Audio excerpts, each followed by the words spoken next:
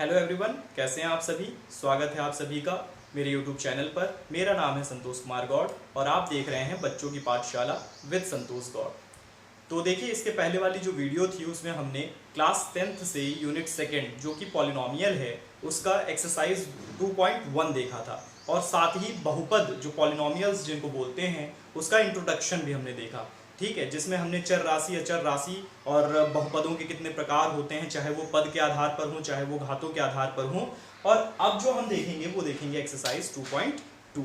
तो इसमें हम देखते हैं कि जो पहला क्वेश्चन दिया है वो हमें ये दे रखा है, निम्न द्विघात बहुपदों के शून्य ज्ञात कीजिए और शून्यकों और गुणांकों के बीच के संबंध की सत्यता की जांच कीजिए। ठीक है, तो जो हमने एक्सरसाइज 2.1 लगाया था उसमें आप देख रहे थे कि जो px दे रखा था, px बराबर जो है इक्वेशन जो दे रखी थी वो y के सापेक्ष, y के जो है सापेक्ष निकालना था हमको, x के सापेक्ष, सॉरी y के मान पे x के सापेक्ष निकालना था। तो वहां पर आपने देखा कि x अक्ष पर जितनी बार वो रेखा क्रॉस कर रही थी, टच कर रही थी या काट रही थी, उतने ही उसके शून्यक निकल रहे थे।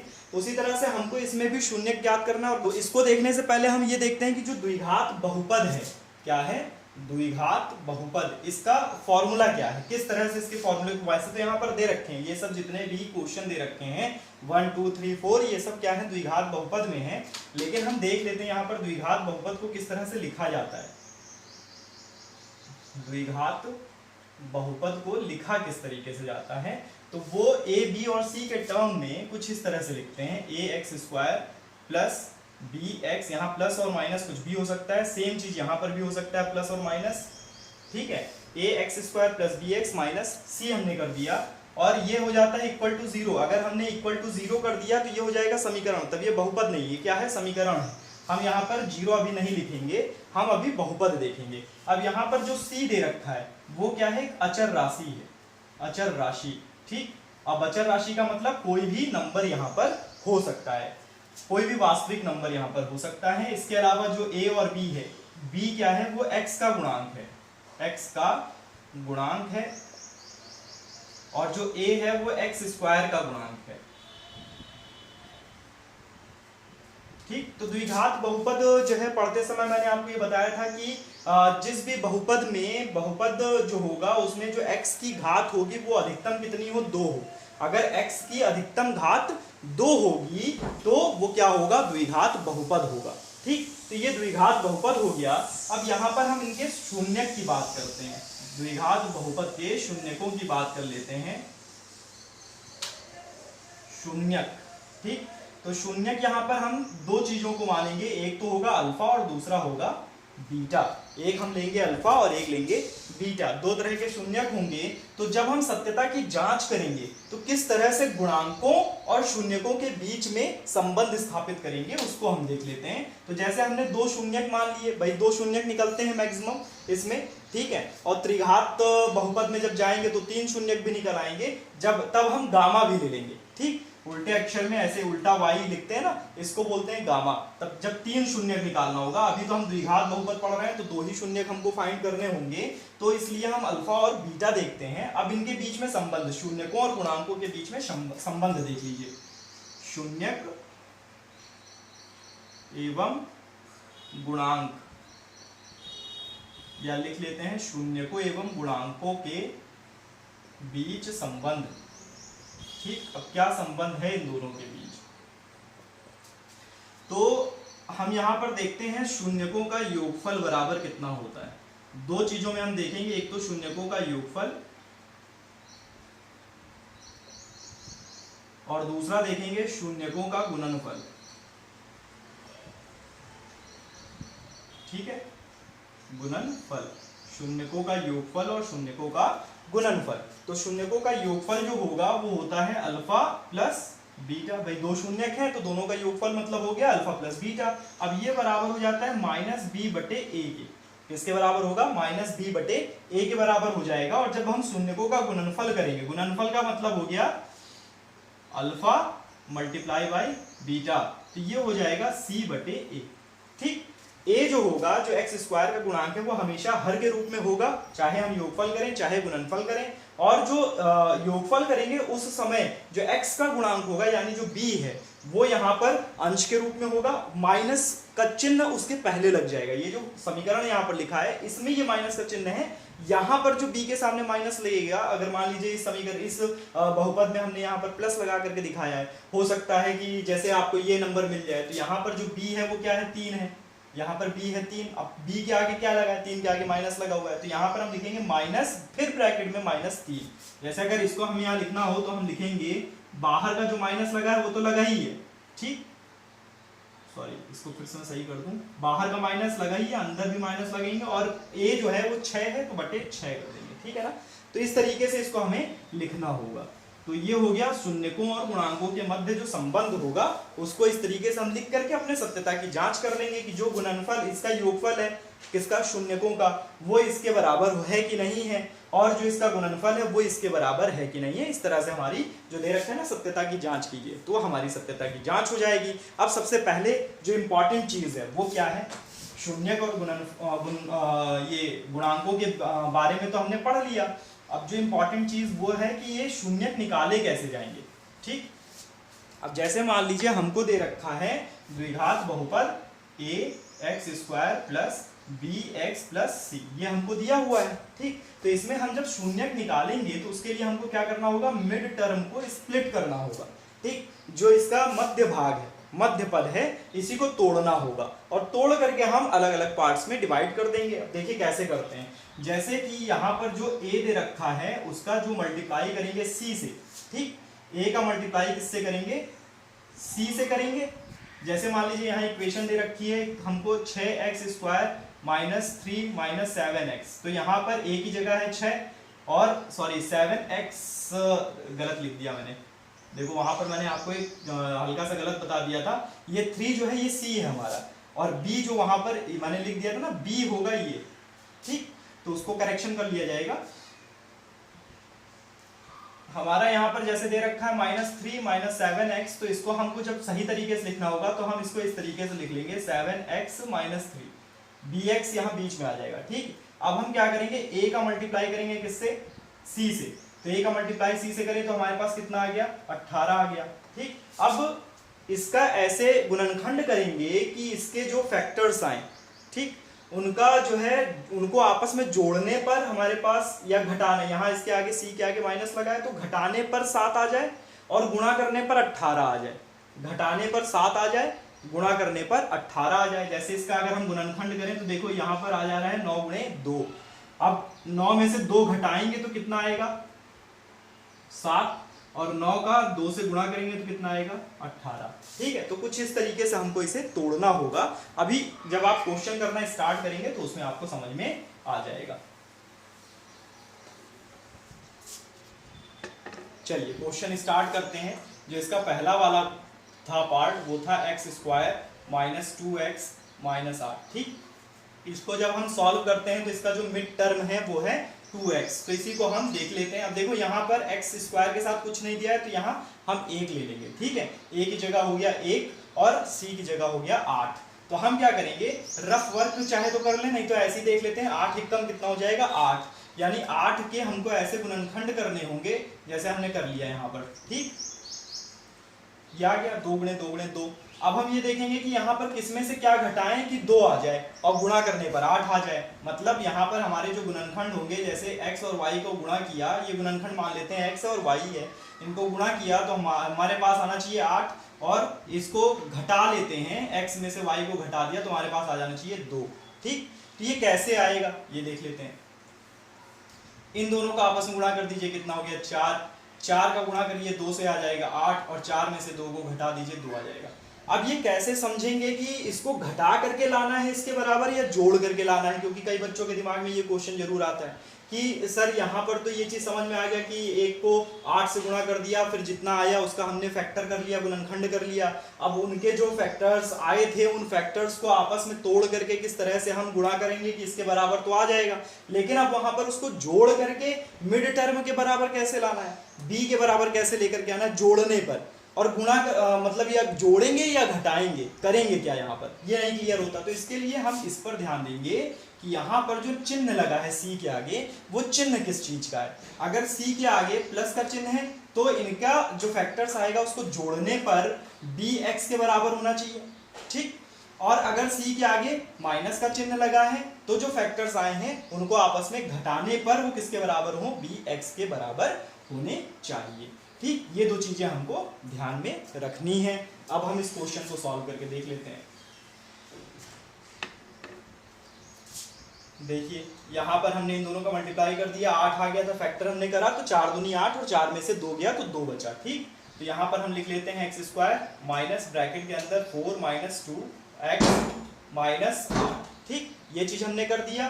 अब उसके बाद हम क्या करेंगे, एक्स स्क्वायर माइनस ये बाहर अब ले लेंगे तो माइनस का जो है ये 4 हो जाएगा और माइनस माइनस क्या हो जाएगा, प्लस हो जाएगा। अब एक और चीज यहाँ पर ध्यान रखनी है कि ये जब ब्रैकेट से बाहर आएगा तो x भी इसके साथ मल्टीप्लाई में आ जाएगा, यानी माइनस का 4x और ये माइनस माइनस प्लस का 2x। भाई देखिए ब्रैकेट के बाहर है ना x, तो इसका गुणा अंदर इन दोनों से होगा, ठीक। और ये जो है इसके आगे भी माइनस है, इसके आगे भी माइनस है, तो इन दोनों का आपस में जब मल्टीप्लाई होगा तो प्लस हो जाएगा। और यहाँ पर तो माइनस 8 दे ही रखा है, तो हमारे पास ये आ गया। अब देखो माइनस 4x में से 2x माइनस और प्लस माइनस हो जाता है, 4x में से 2x जाएगा तो माइनस का 2x बचेगा, ठीक है। अब यहां पर हम क्या करेंगे, देखो यहां पर इसमें इन दोनों में से कुछ कॉमन दिख रहा है आपको, x दिख रहा है, x को बाहर कर लिया, यहां से बच गया x और यहां से बच गया माइनस का 4, इसको एक ब्रैकेट में कर लिया। उसी तरीके से अब यहाँ पर प्लस का चिन्ह लगा है, प्लस लगा देंगे। इन दोनों में से कॉमन क्या है, 2 कॉमन है, भाई x इसके पास x नहीं है, इन दोनों में कॉमन है 2, हमने 2 को बाहर कर लिया तो 2x में से जब 2 बाहर आ गया तो x बच गया, और 8 में से जब 2 चला गया तो 6 नहीं बचा। फैक्टर्स 2 गुणे 2 गुणे 2, ये 8 है ना, इसमें से हमने 2 को बाहर कर लिया तो कितना बचा, 4 बच गया, क्लियर है। अब देखिए यहाँ पर भी ब्रैकेट के अंदर x माइनस 4 है, यहाँ पर भी ब्रैकेट के अंदर x माइनस 4 है, तो ये दोनों क्या होंगे, कॉमन हो जाएंगे। तो एक ब्रैकेट में हमने इन दोनों को कर लिया और एक ब्रैकेट में x प्लस 2 को कर लिया। तो ये हमारा जो है मिड टर्म स्प्लिट करके हमने इनका फैक्टर्स कर लिया, ठीक। अब इसके बाद हमको क्या करना होगा कि यदि हम x माइनस 4 बराबर 0 मान लेते हैं, ठीक, x माइनस 4 बराबर 0 ले लेते हैं, तो यहाँ पर जो x की वैल्यू आएगी वो आ जाएगी 4, इधर माइनस में उधर जाएगा प्लस में हो जाएगा। और यदि x प्लस 2 बराबर 0 ले लेते हैं तो जो x की वैल्यू निकल करके आएगी वो माइनस का 2 आ जाएगी, ठीक है। इस तरह से हमारे पास 2 शून्य का आ गए, एक 4 और एक माइनस 2, तो ये अल्फा हो गया और ये बीटा हो गया, ठीक है। अब हम देखते हैं सत्यता की जांच।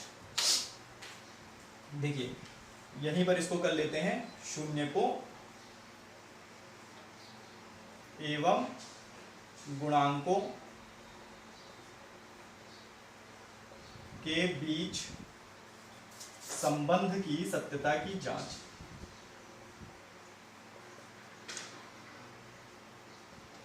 सत्यता की जांच, ठीक। अब ये जांच कैसे करेंगे, शून्यकों का योगफल, पहला जो जांच करेंगे वो शून्यकों के योगफल के आधार पे करेंगे, ठीक।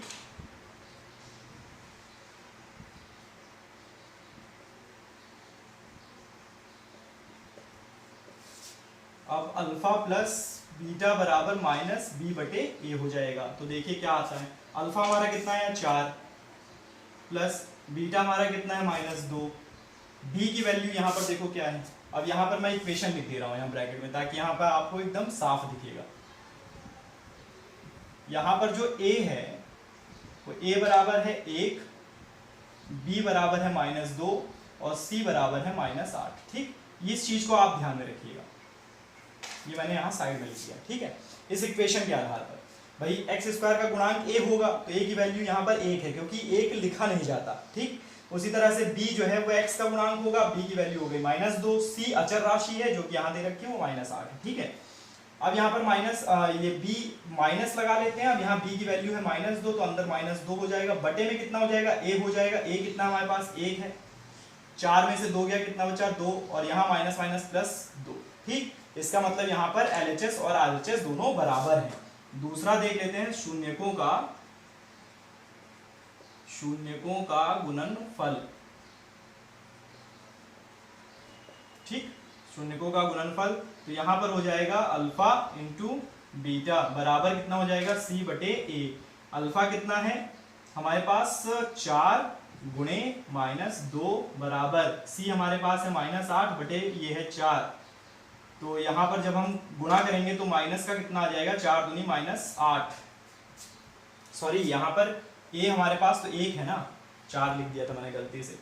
ए 1 है और यहाँ पर -8 आ गया, मल्टीप्लाई करने पर यहाँ पर भी -8 आ गया। इसका मतलब ये भी हमारा, ये भी सही है और ये भी सही है।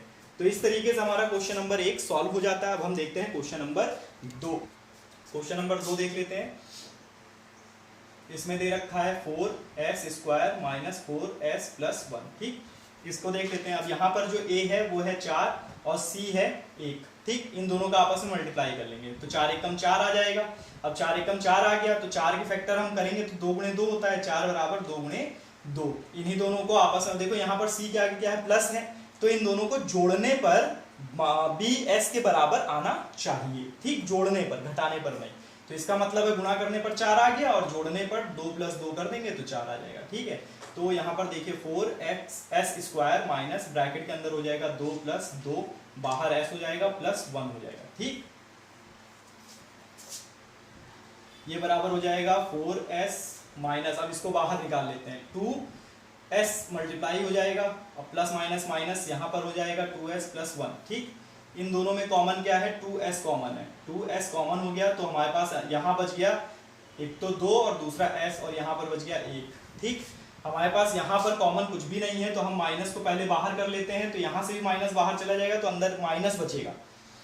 अब यहाँ ब्रैकेट में हमने क्या किया, माइनस, और इनमें से जब हमारे पास दिख रहा है कि कुछ भी नहीं है तो इन दोनों के पास एक तो है ही है। एक ऐसा फैक्टर होता है जो सबके पास होता है, तो एक को हमने बाहर कर लिया तो यहाँ पर ये जो 2s था माइनस का, वो माइनस बाहर चला गया तो अंदर बच गया प्लस में, और यहाँ पर ये प्लस में था और इसका एक माइनस बाहर चला गया तो अंदर बच गया माइनस में। तो आप देखिए कि यहाँ पर ये भी और ये भी कॉमन हो गए। ठीक है, तो हमारे पास जो आएगा वो आ जाएगा 2s - 1 एक ब्रैकेट में, और देखो ये वाला 2s - 1 ये दूसरे ब्रैकेट में हो जाएगा। ठीक है, तो हमारे जो शून्यक निकलेंगे वो कैसे निकलेंगे, यदि हम 2s - 1 बराबर 0 ले लेते हैं तो 2s बराबर 1 हो जाएगा और s बराबर 1/2 हो जाएगा। हम चाहे इसको लेकर के कर लें चाहे इसको लेकर के करें, s की वैल्यू जो आएगी वो आएगी 1/2। तो यहाँ पर 2 शून्यक हो गए, एक तो अल्फा जो आएगा वो भी 1/2 होगा और जो बीटा आएगा वो भी 1/2 होगा। देखिए, इस 2 बार निकालने की जरूरत ही नहीं है क्योंकि ये भी 2s - 1 है, ये भी 2s - 1 है। ठीक है, तो हमने एक बार निकाल लिया तो वही हम अल्फा भी लेंगे, वही हम बीटा भी लेंगे। अब हम अपनी सत्यता की जांच कर लेते हैं। सत्यता की जांच, तो जब हम सत्यता की जांच करते हैं तो हम देखते हैं पहले तो योगफल के द्वारा। योगफल, अब योगफल क्या है, अल्फा प्लस बीटा बराबर -b/a। ठीक, अल्फा हमारे पास कितना है, 1/2 प्लस का 1/2, यही तो है दोनों। ठीक है, दोनों ही प्लस में आ रहे हैं, बराबर हो जाएगा हमारे पास b हमारे पास क्या है माइनस में 4, तो यहाँ माइनस बाहर और अंदर भी -4, और a हमारे पास क्या है, ये भी है 4। इन दोनों को जोड़ देंगे तो आधा आधा कितना हो जाता है, 1 हो जाता है। लेकिन अगर आप नहीं समझ में आ रहा है तो दोनों का एलसीएम ले लीजिए, नीचे हो जाएगा 2, 1 1 ऊपर आ जाएगा तो ये भी हो जाएगा 2, 2 से 2 कट जाएगा तो 1 बचेगा, है ना। तो इसलिए हम यहाँ पर लिख लेते हैं आधा प्लस आधा 1 बराबर हो जाएगा माइनस माइनस प्लस 4/4, और 4 से 4 कट जाएगा, भाई यहाँ पर हो जाएगा 4/4, इन दोनों से 1 कट गया तो 1 बराबर, योगफल हमारा सही है। अब हम करते हैं गुणनफल। अब हम कर लेते हैं गुणनफल। गुणनफल करते हैं तो alpha into beta is equal to हो जाएगा c/a। अल्फा की वैल्यू हमारे पास कितनी है, अल्फा की वैल्यू है 1/2 मल्टीप्लाई 1/2, ठीक, बराबर हो जाएगा c की वैल्यू हमारे पास कितनी है 1 और a की वैल्यू कितनी है 4 है। ठीक, इन दोनों का मल्टीप्लाई करेंगे तो 2 दूनी 4, 1/4 इधर आ गया, 1/4 इधर आ गया, इसका मतलब ये भी सही है। तो हमारी सत्यता की जांच बिल्कुल ठीक है, योगफल के हिसाब से भी ठीक आ रहा है, गुणनफल के हिसाब से भी ठीक आ रहा है। यहाँ पर अब हमारे पास जो है, इसको पहले सही पोजीशन में लिख लेते हैं। देखिए स्टार्टिंग में ही गड़बड़ी हो गई थी, मैंने इसको b मान लिया था, लेकिन हमें क्या करना है, पहले इसको सही सीक्वेंस में लिखना है। कैसे, 6x² - 7x - 3, ठीक, ax² - bx - c, ठीक है। इस फॉर्म में हमने लिख लिया। अब हम देखते हैं आगे इसके क्या कर सकते हैं। 6 का गुना करेंगे 3 से कितना आएगा, 18 आएगा। और 18 का फैक्टर मैंने वहीं पर करके दिखा दिया था कि 18 बराबर हो जाएगा 9 गुणे 2। ठीक, 9 गुणे 2 इसका ऐसा फैक्टर होगा कि गुणा करने पर 18 आएगा, और यहाँ पर चूंकि सी के आगे माइनस है तो घटाने पर 9 में से 2 को घटाएंगे तो कितना आ जाएगा, 7 आ जाएगा। ठीक है, तो इस तरीके से हम इसको देख लेते हैं। 6x² माइनस ब्रैकेट के अंदर हो जाएगा 9 माइनस 2, बाहर x हो जाएगा -3 हो जाएगा। ठीक, ये हो जाएगा 6x² minus 9x minus minus plus 2x minus 3। अब देखिए माइनस का 9x प्लस का 2x, इसमें से इसको घटा देंगे तो माइनस का 7x हो जाएगा। ठीक है, अब देखिए इन दोनों में कॉमन क्या है, इन दोनों में कॉमन है 3 है ना, 3x कॉमन है, तो यहाँ से बच गया हमारे पास 2x और यहाँ से बच गया 3 बचा। यहाँ से हमारे पास कुछ नहीं है तो हम क्या करेंगे, एक कॉमन ले लेंगे, और जब एक को कॉमन लेंगे तो हम यहाँ पर प्लस का एक कॉमन ले लेते हैं। क्यों प्लस का एक कॉमन लेंगे, देखिए यहाँ पर 2x किसमें है, प्लस में। अगर माइनस का एक कॉमन ले लेंगे तो ये माइनस में चला जाएगा, ये प्लस में चला जाएगा, जबकि हमको यहाँ पर ये प्लस में और ये माइनस में दिया है, तो हम प्लस का एक कॉमन ले लेते हैं, तो हमारे पास अंदर सेम वही चीज बच जाएगी। अब देखिए यहाँ पर हमारे पास 2x माइनस 3 ये दोनों कॉमन हो गया, तो इनको एक ब्रैकेट में कर लेते हैं। यहां से बच गया 3x प्लस 1, इसको एक ब्रैकेट में कर लिया। अब हम देखते हैं कि यदि हम 2x माइनस 3 को 0 मान लें तो क्या हमारे पास हो जाता है, तो 2x बराबर हो जाएगा 3 और x बराबर हो जाएगा 3/2। ठीक है ना, 3/2। और यदि 3x प्लस 1 को हम ले लेते हैं 0 के इक्वल, इसको समीकरण लेते हैं, तो हमारे पास हो जाएगा 3x बराबर -1 और x बराबर -1/3। यही आएगा ना, तो ये हो जाएगा हमारा अल्फा और ये हो जाएगा बीटा। अब हम करेंगे सत्यता की जांच। ठीक,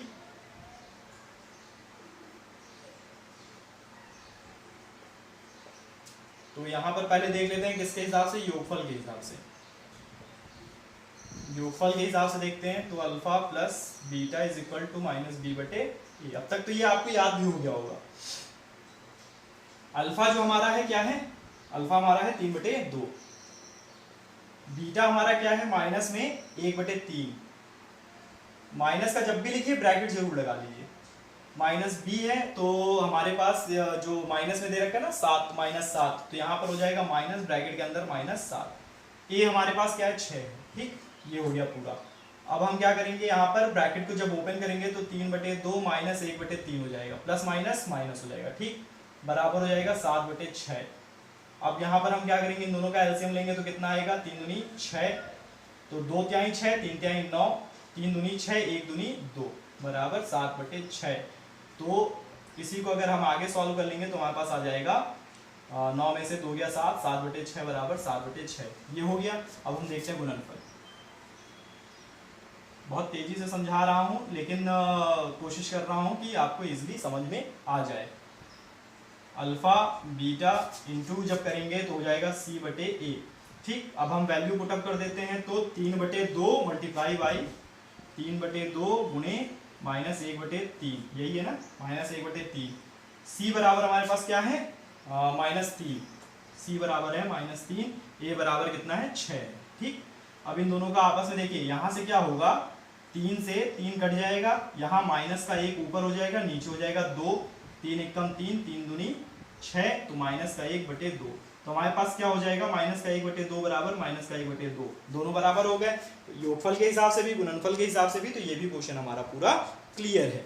हम इसको थोड़ा सा 3 पद में देख लेते हैं। 3 पद में कैसे देखेंगे, हमारे पास होना चाहिए था au² plus bu plus c। अब c तो हमारे पास है नहीं, तो इसीलिए हम क्या लिख देंगे यहाँ पर 4u² प्लस 8u और प्लस 0। ठीक, तो आप देखिए अगर मिड टर्म को स्प्लिट करेंगे तो क्या होगा, 4 को 0 से मल्टीप्लाई करेंगे 0 हो जाएगा, तो हम मिड टर्म को स्प्लिट करके कर ही नहीं सकते। तो हम इसको कैसे करेंगे, यहाँ पर क्या करेंगे कि 4u को कॉमन ले लेंगे, तो यहाँ से 4u चला गया तो 4u बचा केवल, और प्लस का यहाँ पर बच जाएगा 2। ठीक है ना भाई, 2 गुणे 8u, 2 गुणे 4u, तो 4u बाहर चला गया, 2 बच गया अंदर। तो यहाँ पर जो है 2 चीजें हमको मिल गई। यदि हम 4u बराबर 0 लेते हैं तो u बराबर भी 0 हो जाएगा, क्योंकि u बराबर हो जाएगा 0/4, और 0 को किसी भी संख्या से भाग दोगे तो आंसर 0 हो जाएगा। उसी तरीके से हम दूसरा वाला देख लेते हैं कि यदि हम u प्लस 2 बराबर 0 करते हैं तो जो u की वैल्यू है वो हो जाएगी -2। ठीक, तो यहाँ पर ये हो गया अल्फा, ये हो गया बीटा, और यहाँ पर जो 4 है, देखिए यहाँ पर a लिख देते हैं 4, b लिख देते हैं 8 और c लिख देते हैं 0। ठीक, यही तो दे रखा है। अब हम देखेंगे सत्यता की जांच। सत्यता की जांच तो हम लिखते हैं पहले तो योगफल से, योगफल द्वारा, तो योगफल द्वारा होगा अल्फा प्लस बीटा बराबर -b/a। ठीक, अब अल्फा बीटा हमारे पास देखिए क्या है, अल्फा हमारे पास है 0 प्लस बीटा हमारे पास है -2 बराबर b हमारे पास कितना है, b हमारे पास 8। ठीक है, b हमारे पास है 8 और a हमारे पास है 4। तो देखिए यहाँ पर जोड़ लोगे तो -2 आएगा और यहाँ काटोगे तो भी -2 आएगा। तो इस तरीके से हमारा ये इक्वल हो गया। अब गुणनफल द्वारा देख लेते हैं,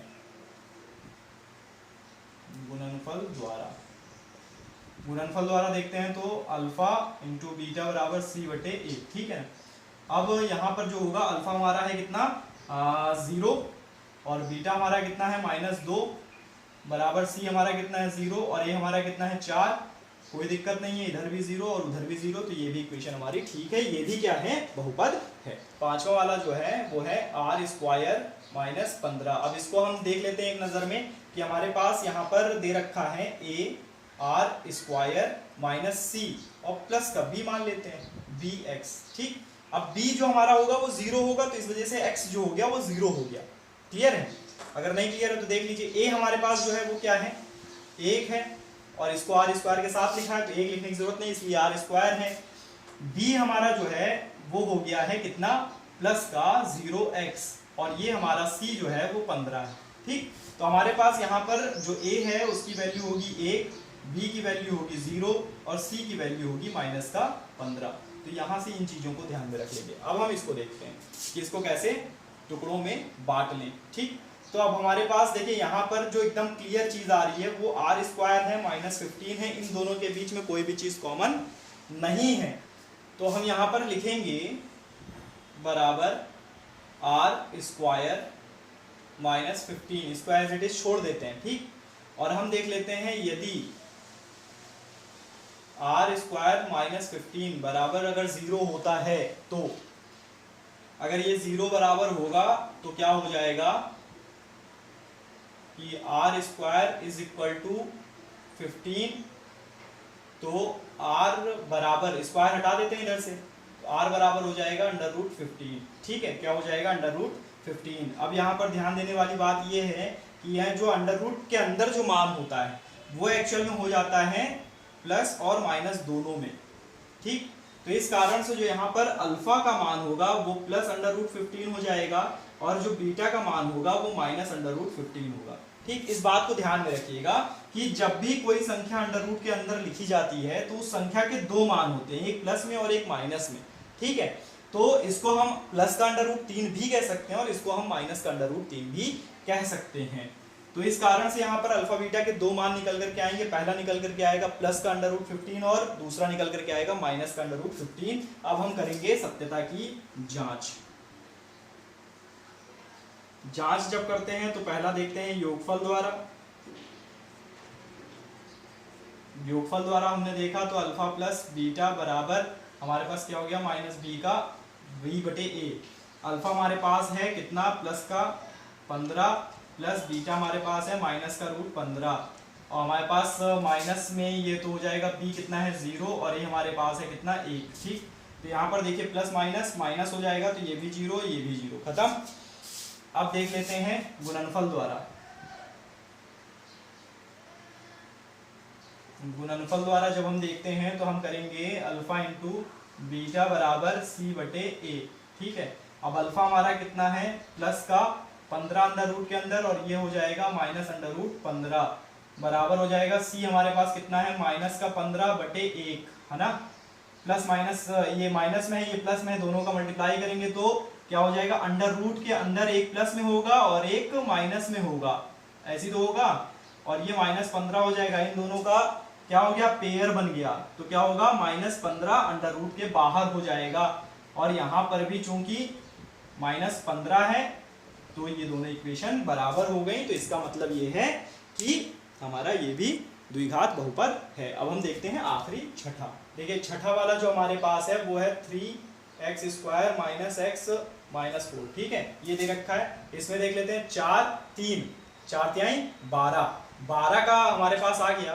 ठीक, जो संख्या आई है वो आई है हमारे पास 12। अब इसका हमको फैक्टर्स करना है। फैक्टर्स अगर हम करें 2 छंग 12, 2 तिहाई 6 और 3 एकम 3, तो हमारे पास आ जाता है 4 गुणे 3। यहाँ देखिए सी के आगे क्या है, माइनस है। सी के आगे क्या है, माइनस है। तो यहाँ पर 4 गुणे 3 बराबर आ गया 12, और 4 में से 3 घटा देंगे तो आ जाएगा 1। यहाँ x के साथ कुछ नहीं लिखा तो 1 मान लेते हैं। ठीक है, तो इसके बराबर आ जाएगा। तो इसका हमारे पास जो गुणनखंडों का वो फैक्टर्स जो इसके आए हैं वो आए 4 और 3। ठीक, तो आप इसको देख लीजिए। यहाँ पर पहले यहाँ लिख देता हूँ कि यहाँ a बराबर है 3, b बराबर है -1 और c बराबर है -4। ठीक, क्योंकि बाद में ढूंढना ना पड़े, शुरू के क्वेश्चन में ऐसे ही कुछ हो गया। तो यहाँ पर हम देख लेते हैं 3x² माइनस ब्रैकेट में हो जाएगा कितना, ब्रैकेट में हो जाएगा 4 - 3 बाहर x -4। ठीक है, 3x² - 4x प्लस 3x - 4। ठीक, हम इसको आगे पीछे भी कर सकते हैं, नहीं कर सकते हैं। देखिए 3x² यहाँ पर प्लस का है, 3x कर दिया, ये माइनस वाला पीछे लेके चले गए और इसके साथ आ गया। अब इन दोनों में कॉमन क्या है, 3x। क्या कॉमन है, 3x। यहाँ पर बच गया x + 1। ठीक, इन दोनों में कॉमन क्या है, -4। यहाँ पे बच गया x + 1।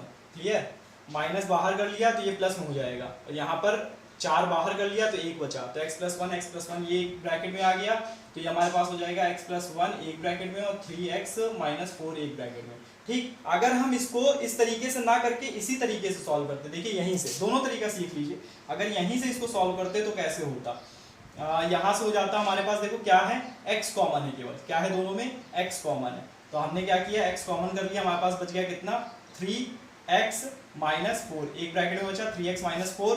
और फिर हमारे पास यहाँ पर क्या है, इन दोनों में भी कुछ कॉमन नहीं है, हमारे पास क्या कॉमन है, 1 कॉमन है। हमने प्लस का 1 कॉमन ले लिया, प्लस का क्या किया, 1 कॉमन ले लिया, तो हमारे पास यहाँ बच गया 3x - 4। अब क्या हुआ, एक ब्रैकेट में आ गया 3x - 4 और दूसरे ब्रैकेट में आ गया x + 1।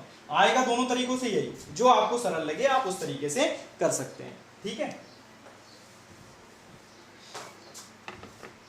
तो हमारे पास ये चीज आ गई। अब हम देख लेते हैं, यदि x + 1 बराबर 0 लेते हैं तो क्या आ जाना चाहिए, x बराबर आ जाना चाहिए -1। ये हो गया हमारा अल्फा। और यदि 3x - 4 बराबर 0 लेते हैं तो हमारे पास 3x बराबर हो जाना चाहिए 4 और x बराबर हो जाना चाहिए 4/3। ये हो जाएगा बीटा। ठीक, अब हम सत्यता की जांच करेंगे। अब हम जांच कर लेते हैं, तो पहले करेंगे योगफल द्वारा, पहले कर लेते हैं योगफल द्वारा। तो इसमें हो जाएगा अल्फा प्लस बीटा बराबर -b/a। ठीक, तो इसको जब हम सॉल्व करेंगे तो क्या हो जाएगा, अल्फा हमारे पास कितना, -1, बीटा हमारे पास है 4/3, -1 प्लस 4/3 बराबर जो होगा वो हो जाएगा -b है तो माइनस का चिन्ह, फिर -1 और ये हमारे पास है 3। ठीक, अब देखिए यहाँ पर इसके नीचे कुछ नहीं तो 1 मानेंगे, 3 का हमने क्या किया, एलसीएम ले लिया। तो 3 एकम 3, तो 3 एकम 3, तो -3 ऊपर हो गया, +4 हो गया, यहाँ पर हो जाएगा 1/3। अब माइनस प्लस में से माइनस चला गया, यहाँ पे बचा 1/3, यहाँ भी हो गया 1/3। ठीक, अब देखेंगे गुणनफल द्वारा। गुणनफल द्वारा देखते हैं तो अल्फा इंटू बीटा बराबर हो जाता है c/a। ठीक, तो यहाँ पर हमारे पास अल्फा क्या है, वो है -1 और मल्टीप्लाई करेंगे 4/3 से। c हमारे पास क्या है, -4 और a हमारे पास क्या है 3। तो देखिए -1 का गुणा करोगे 4 में तो क्या आ जाएगा, -4/3 बराबर -4/3। तो इस तरीके से हमने देखा कि जो ये गुणांक थे और जो शून्यक थे, इन दोनों के बीच में जो संबंध था उसकी जांच हमने योगफल द्वारा भी करी और गुणनफल द्वारा भी करी, और दोनों तरफ की इक्वेशंस हमारी बराबर आई हैं। इसका मतलब कि ये जो हमको 6 बहुपद दिए थे, द्विघात बहुपद, ये सारे के सारे द्विघात बहुपद हैं। ठीक है, हमको यही जांच करनी थी। तो इस तरीके से 2.2 का क्वेश्चन नंबर 1 पूरा कंप्लीट हो गया है। अब हम अगली वीडियो में देखेंगे क्वेश्चन नंबर 2। तब तक के लिए जय हिंद।